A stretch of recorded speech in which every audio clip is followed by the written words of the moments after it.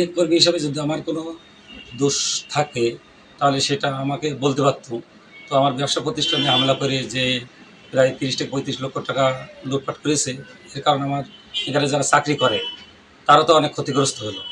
তো এটার তীব্র নিন্দা জানাচ্ছি।